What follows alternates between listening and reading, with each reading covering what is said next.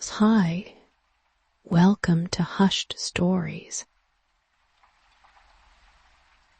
Tonight, you have been given the keys to a Victorian library that has stood closed for 60 years. On the one night, a thunderstorm breaks over the valley to keep you company while you bring it back to life. The key turns twice before the lock gives, an old 3-lever mechanism that was never meant to open easily. And the door of Ashkum Hall swings inward on a hinge that groans exactly once.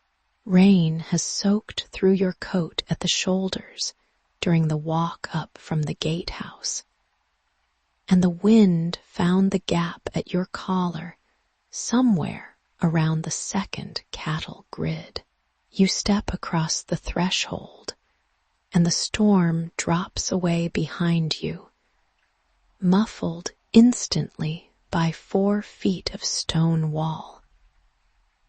And for a moment, you simply stand in the dark entrance hall, listening to water running off you onto flagstones that have not felt rain in longer than you have been alive.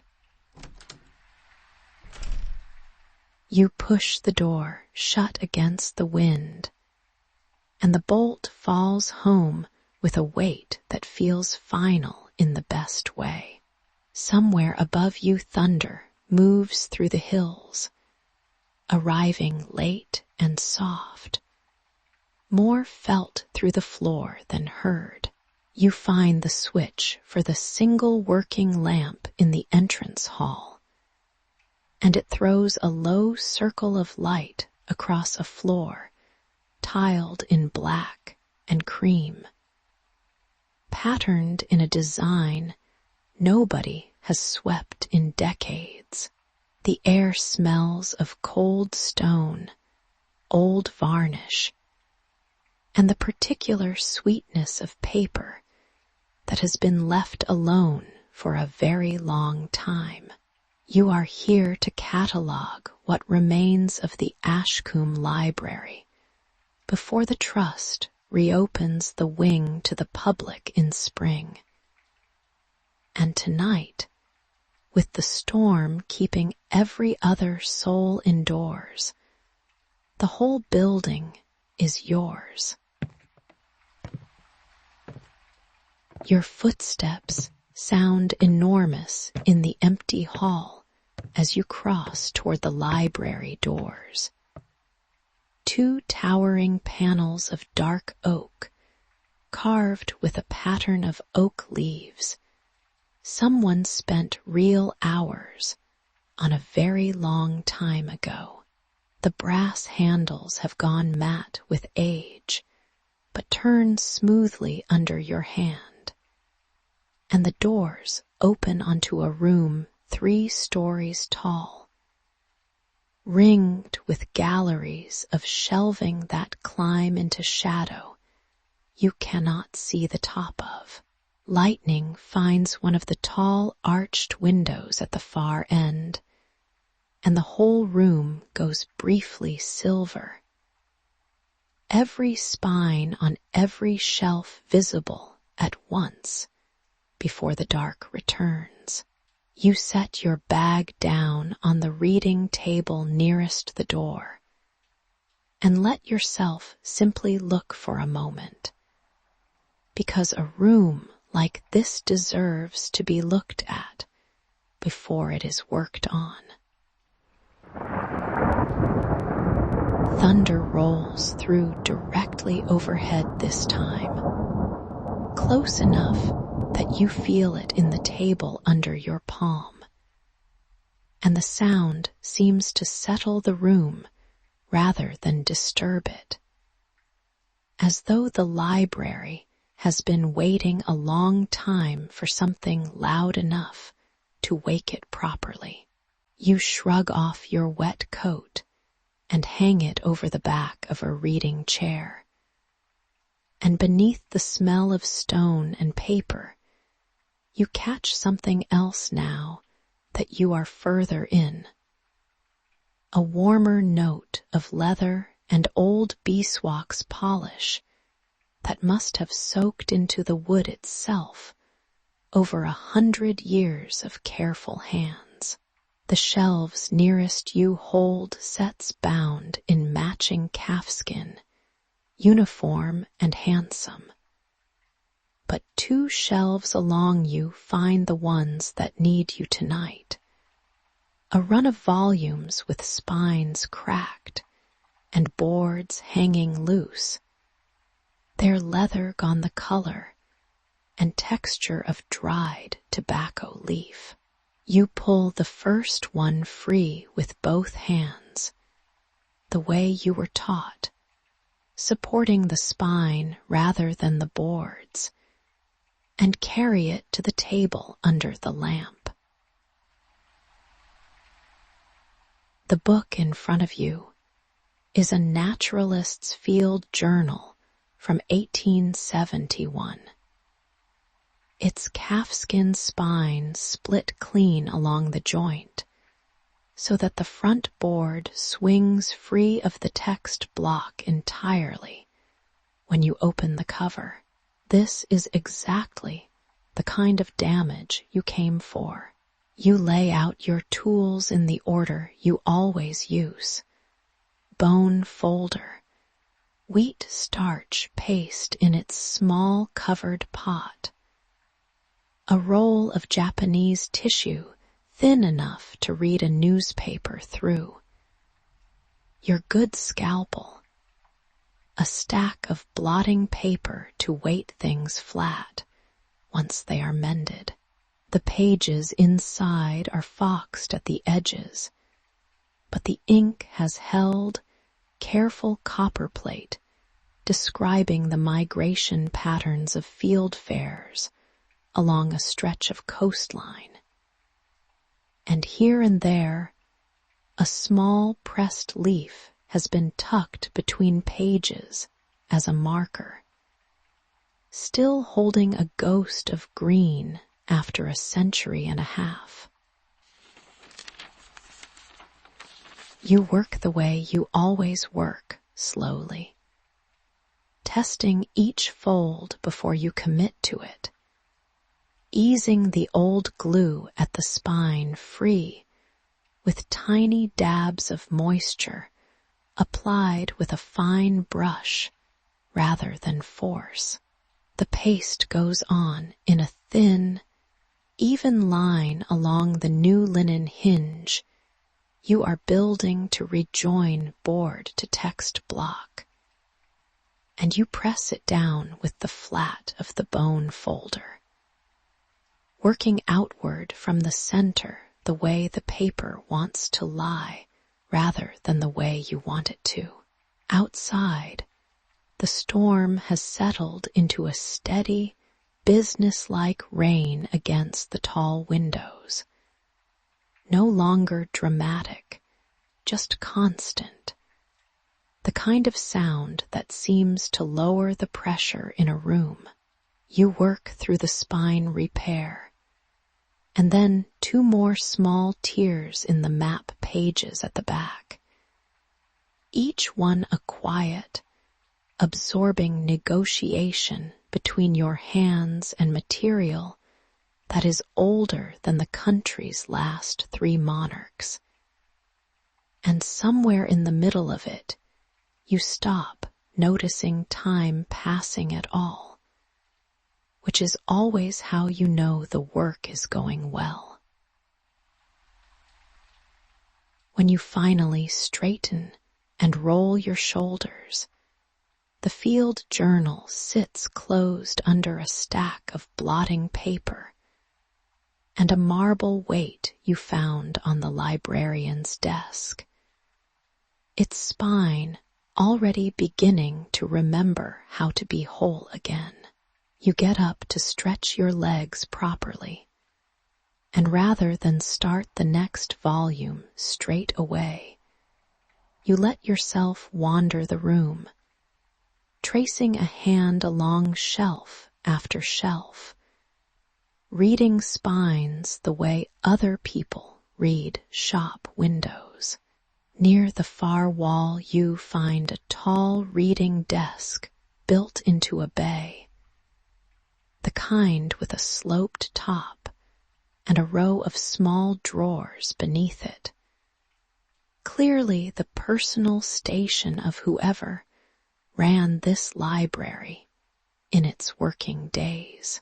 One of the drawers sticks slightly when you try it, and when you finally work it free, you find it is shallower than the others, false in depth, and your fingers find a second recessed panel at the back that lifts away when pressed. Behind it sits a narrow marquetry box, inlaid with a pattern of ferns in 3 different woods, and inside it a small collection of glass paperweights, each one holding a single flattened flower suspended in clear resin, a violet, a scrap of heather, something that might once have been a fern frond curled into a spiral. They have clearly been chosen and arranged, not simply forgotten, set in a neat row on a bed of faded velvet, as though someone once found a great deal of quiet pleasure in this exact small collection. You hold the violet one up to the lamp and watch light pass through the glass and color the tabletop faintly purple, turning it slowly in your fingers before setting it carefully back in its place, glad, in a way you don't examine too closely, that this particular corner of the room had something waiting to be found. You return to the table and open the next volume, a slim collection of pressed botanical plates that has come apart at its stitching entirely, every signature loose from the next.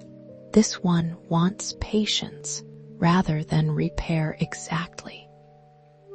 A careful resewing through the original sewing stations, so the thread follows the path some long-gone binder chose. You thread your needle and begin at the first station, drawing the linen thread through with the particular resistance old paper gives, firm but not tight. And the music drifting low through the room seems to find the same unhurried rhythm your hands have settled into. Between signatures, you allow yourself small pauses, flexing your fingers, glancing up at the windows where rain continues to run in wide silver sheets, lit gold at the edges by the lamp. At one point, you set the needle down and cross to the window nearest the table, simply to look, resting your palm flat against the cold glass, while the rain streams past inches from your hand, distorting the dark garden beyond into something soft and moving. A gust finds the old frame and rattles it faintly in its casing, and you feel the storm outside as something entirely separate from the room you are standing in. A different weather happening to a different world just beyond the glass. You go back to the table, thread another needle, and finish the pamphlet's spine with the last few stations worked by memory rather than by watching. your hands having found the rhythm properly now. You set the finished pamphlet on the stack with the field journal and stretch both arms overhead, feeling the particular satisfaction of two mended things sitting where an hour ago there had been two damaged ones. Your neck aches pleasantly from bending over the table, and beneath the good tiredness of careful work, you notice you are properly hungry, in the specific way that only shows up once concentration finally lets go of you. You gather your tools back into their case and glance toward the far end of the gallery, where an unmarked door sits half open beside the last bay of shelving. A thin line of warmer light showing along its edge that was not there when you arrived. You cross to it and push it wider, and the room beyond turns out to be small and low-ceilinged. Clearly, the librarian's private parlor tucked behind the main hall, with a black iron stove already lit and ticking gently as it warms, its little glass door showing coals settled into a steady orange glow. On a low table, beside a wingback chair, sits a tray you did not bring in. A plain brown teapot under a knitted cozy, 2 cups, a small dish of shortbread biscuits stacked in a neat triangle, and a folded blanket in heavy gray wool draped over the chair's arm, as if set there specifically for someone who might come in soaked from the rain. You stand in the doorway for a moment, simply taking it in, unable to account for any of it, and unwilling to question it too hard. Because whatever has happened here, the room feels entirely prepared for you, and for no one else. You step in, and the stove's heat reaches you immediately, dry and close. A welcome so different from the damp chill of the main hall that your shoulders drop before you have consciously decided to relax them.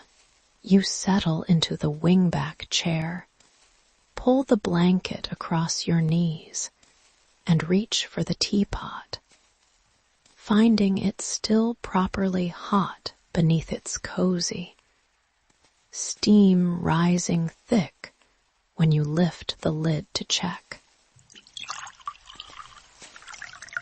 You pour a cup, and the tea comes out dark and strong, and you take a biscuit from the little dish, the shortbread giving way under your teeth with a crumbling snap before it turns buttery and slightly sandy on your tongue, sweet in exactly the plain, honest way shortbread ought to be. A floorboard creaks somewhere behind you, and you turn to find a man in the doorway, older, in a waistcoat and shirt sleeves, with a small brass lamp held at his side, who does not seem at all surprised to find you there. "Found the tea, then," he says, setting his lamp down on the sideboard, as though this were an entirely ordinary thing to say to a stranger in a locked library at midnight. "Storm always brings the kettle out in me. didn't reckon anyone else would be daft enough to be up here in it, but I'm glad of the company." You laugh softly and thank him, and he waves it off with a small shake of his head before settling into the chair opposite yours, saying nothing further, simply watching the stove's little window with the same quiet attention you have been giving the books all night. He stays only a few minutes before rising again, telling you the range in the kitchen needs banking down before he turns in, and leaves the lamp behind on the sideboard. Its light, adding a second small warmth to the room as his footsteps fade back down the gallery. You finish your tea slowly, in no hurry now, the biscuit dished down to crumbs, and the blanket settled properly around your legs, when you rise to check on the 2 mended books one last time, carrying the little brass lamp with you. The sound of your own footsteps in the main hall feels different than it did on the way in. Familiar now rather than enormous. The room having become a known place rather than a strange one in the space of a single evening's work. You set the lamp on the reading table beside the field journal and the botanical pamphlet, both sitting flat and whole under their weights, and allow yourself one last look at the marquetry box of paperweights before turning back toward the parlor and the low fire waiting there. You return to the wingback chair and draw the blanket back up over your knees, and this time you do not reach for tools or teapot again, letting your hands rest instead simply where they fall. The tall window across from the stove looks out onto the same rain that has been falling all evening, though from here it runs down glass-lit gold from the room rather than gray from the storm, each drop catching the stove light as it moves. You watch it without needing to do anything else. The day's work finished and set down properly behind you. Your body settling by degrees into the particular stillness that only comes after hours of careful, absorbing use of your hands. The rain keeps its own pace against that window, entirely unconcerned with the hour or with you, sheeting down in wide, unbroken bands that catch the stove's glow and turn briefly amber before running past the sill and out of sight. New rivulets form where old ones have already worn their path down the old glass, always following close to the same lines, joining and splitting and joining again in a pattern that never quite repeats itself and never quite changes either. You watch one long run of water travel the full height of the pane, gathering smaller threads into itself as it goes, until it reaches the bottom and disappears. And somewhere above it, another has already begun the same short journey down. You stay like that for a long while, the blanket heavy and warm across your knees, the stove ticking softly as the coals settle lower behind their little glass door. Your teacup sits empty on the tray beside you, and you do not reach for it again. The lamp mister Whitlock left behind burns low and steady on the sideboard, needing no attention. And beyond the window, the storm has softened into something almost gentle now. Rain falling straight instead of slanting. The wind that drove it earlier having worn itself out somewhere over the hills.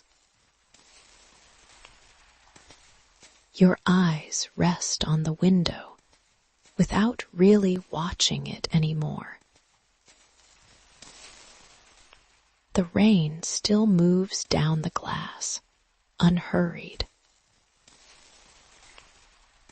Gold light, dark water, the same slow path traced over and over. You do not need to follow it now. The chair holds your whole weight without asking anything back. Somewhere below the stove settles with a small, soft tick. Your breathing has slowed to match the rain's own quiet rhythm. The books are mended. The kettle is cool. The lamp burns low and asks nothing of you. Outside, Ashkum keeps its own hours, has always kept its own hours. Storm or no storm, one book or 1,000. Tonight, for this one quiet stretch of it, it has kept them with you. And for tonight, so is this room yours.